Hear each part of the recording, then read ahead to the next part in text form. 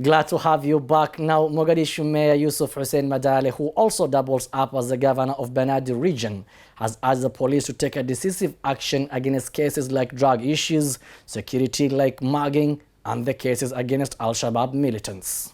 Mogadishu Mayor, who also doubles up as the governor of Benadir, Yusuf Hussein Madale, asked the police force to deal decisively with cases of drugs, insecurity such as muggings and militant activities.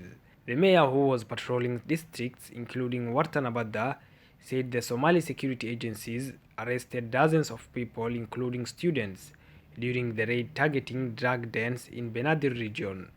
He also called on the members of the public to volunteer information and collaborate with security agencies to enhance security. The mayor, who was accompanied by district commissioners, Mogadishu police boss, and other security officials during the patrol, underlined the need for security agencies to apply a multi-agency framework and collaborate with other independent offices to maintain law and fight drugs and muggings. The city administration has moved in to curb the rising cases of crime in Mogadishu, prone to attacks from organized crime, youth gangs, and the Somali militant group Al-Shabaab. The Benadir Regional Administration has adopted a partnership approach in addressing security challenges and ensuring police officers work without being intimidated. The city administrators are puzzled by the runaway crime where often the perpetrators are scot-free.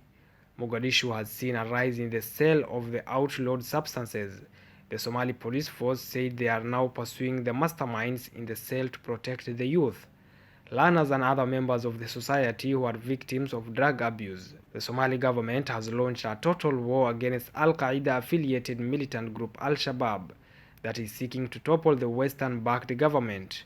The Somali government has made significant gains aimed at degrading the group since last September, when military operations were launched in central and southern Somalia. The Somali National Army and allied local clan militias have toppled the group and removed them from more than 70 villages, according to Somali government.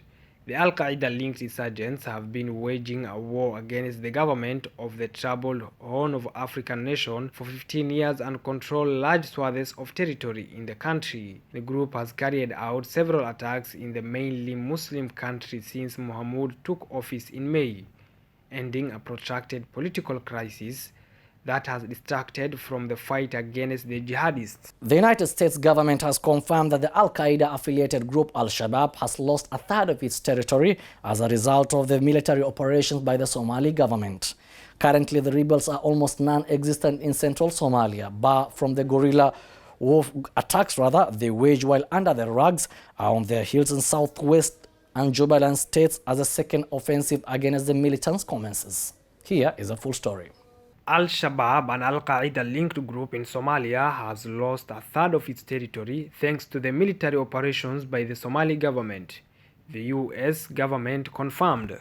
According to U.S. Ambassador to Somalia Larry Andre, who spoke to VOA, the group has lost many towns and villages after clashes with Somali military. The Somali government, in support of local clan militias, launched operations against Al-Shabaab last year.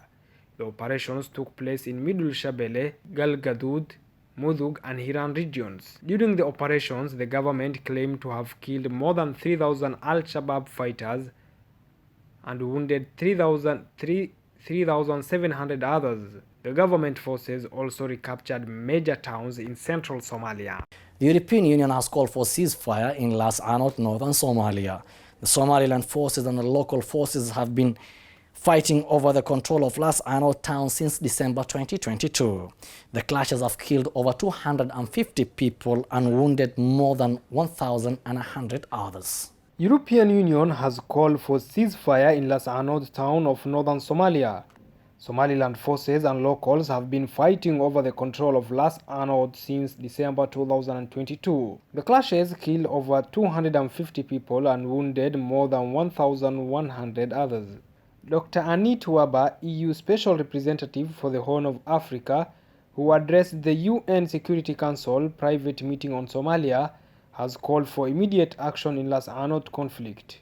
Medics in the town also claim that shelling fired by Somaliland forces hit hospitals, hindering access to medical care for the wounded. Dalsan, the provincial capital of the Sol region in the breakaway region of Somaliland, has seen fierce fighting between Somaliland forces and militias. The fighting started after a group of traditional leaders announced they would no longer recognize the Somaliland government and declared the territory of the Sol and Sanag region will be ruled from Mogadishu. Somaliland is a former British protectorate in northwestern Somalia that declared independence in 1991 but has received no international recognition. The Somali Journalist Syndicate Secretary General Abdullah Ahmed Mu'min traveled to Nairobi on Wednesday in search of medical aid after being released from Somali prison.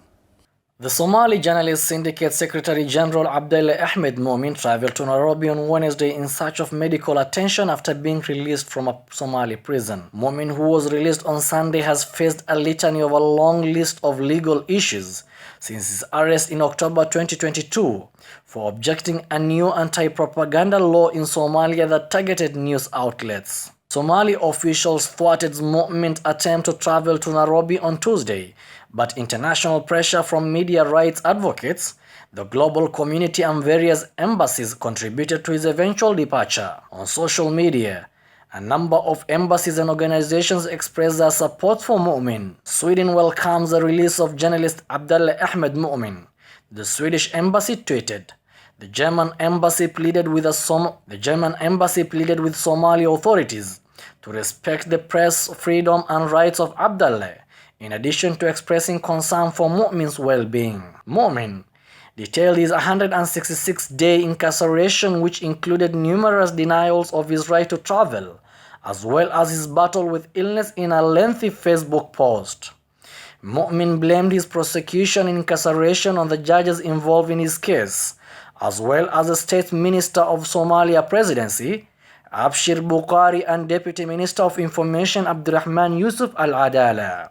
He wrote, All these violations were committed against me in Mogadishu, where I grew up, studied, and spent most of my life, and where my parents are buried. I did not receive justice.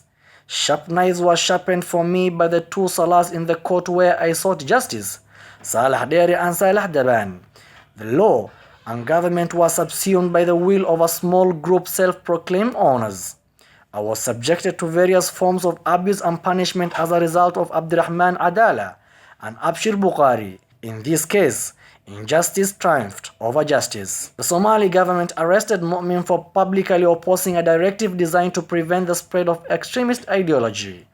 Mu'min, a journalist whose work has appeared in The Guardian and The Wall Street Journal, is a staunch advocate for press freedom and human rights in Somalia. Supporters view his arrest as an effort to suppress independent reporting, given his and Somali Journalist Syndicate's concern that directive ambiguous language could be misused. Somalia ranks 140th out of 180 countries on Reporters Without Borders Global Press Freedom List. Since 2010, over 50 journalists have been killed in the country, with both Al-Shabaab militants and Somali authorities accused of numerous. Thank you for staying with us. That's all we have prepared for you tonight from our desk here in Mogadishu. Have yourself a lovely night.